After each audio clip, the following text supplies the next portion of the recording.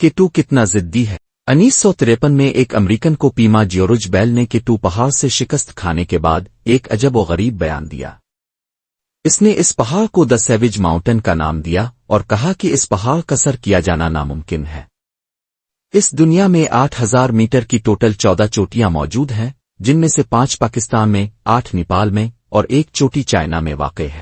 1856 میں برٹش سرکار نے ایک سروے کے دوران ان 5 چوٹیوں کو کے 1 کے 2 کے 3 کے 4 اور کے 5 کا نام دیا۔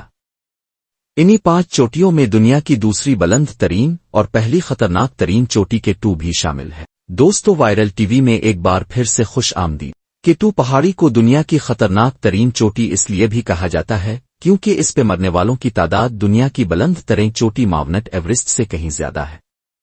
شروع میں کے 2 کو سر کرنے میں سب سے بڑی مشکل یہ تھی کہ اس پہ جانے کا ٹھیک راستہ کسی شخص کو معلوم نہ تھا۔ اس کو سر کرنے کی پہلی کوشش 1902 میں وکٹر ویسلی اور اس کی ٹیم نے کی۔ انہوں نے کے 2 کو شمال مشرق کے ڈھلوانی راستے سے سر کرنے کی کوشش کی، لیکن 2 ماہ اور 8 دن کی سخت محنت کے بعد یہ لوگ صرف کے 2 بیس کیمپ یعنی 5000 سے 6000 میٹر بلندی تک ہی پہنچ سکے۔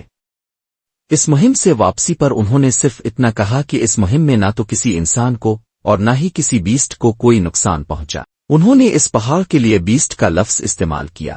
کے 2 کو سر کرنے کی دوسری کوشش 1909 میں کی گئی، لیکن یہ لوگ بھی بیس کیمپ سے آگے نہ جا سکے۔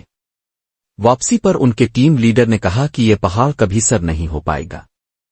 کے 2 کو سر کرنے میں سب سے اہم کردار ایک امریکن کو پیما چارلس ہوسٹون نے ادا کیا۔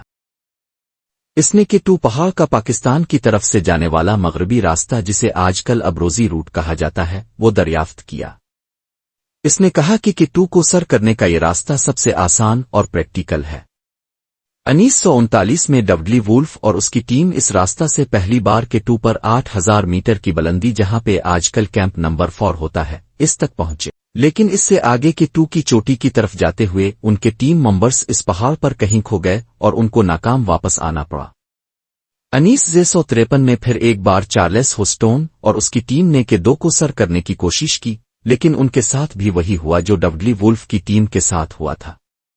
مشہور زمانہ کو پیما جیورج بیل بھی اس بار ان کے ساتھ تھے، لیکن اس مہم میں ایک فروسٹ بائٹ کی وجہ سے ان کو اپنی ایک ٹانگ کٹوانی پڑی۔ کے 2 پہاڑ کو پہلی مرتبہ کامیابی سے سر کرنے کا سہرا اٹلی کے 2 کو پیماؤں کے سر جاتا ہے۔ انہوں نے پہلی مرتبہ 31 جولائی 1954 میں کے 2 کو کامیابی سے سر کیا۔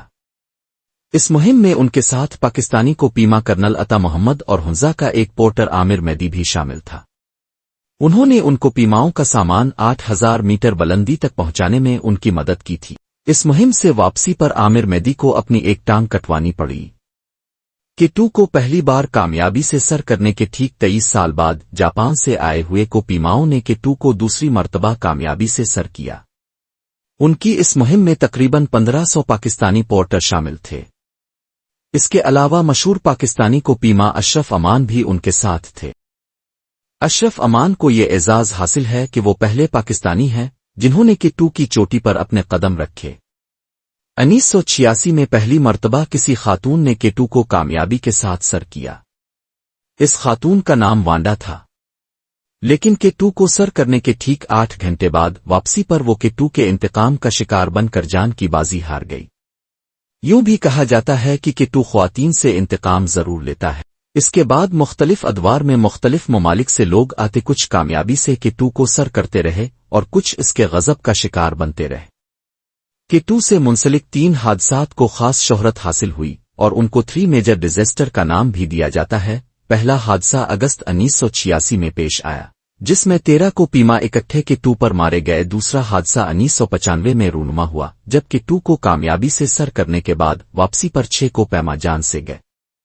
تیسرا حادثہ اگست 2008 میں پیش آیا، جب کہ 2 نے 11 ماہر کو پیماؤں کی جان لی۔ ان حادثات پر مختلف موویز بھی بن چکی ہیں۔ ان موویز کو دیکھنے کے بعد آپ کو قدرت کے اس شاہکار کو سمجھنے میں مدد ملے گی۔ دوستو، امید کرتا ہوں کہ آپ کو ہماری ویڈیو ضرور پسند آئی ہوگی۔ معلومات سے بھری اور اس طرح کی اور ویڈیوز دیکھنے کے لیے ہمارے چینل وائرل ٹی وی کو ضرور سبسکرائب کریں۔ ملتے ہیں اگلی ویڈیو میں، تب تک کے لیے خدا حافظ۔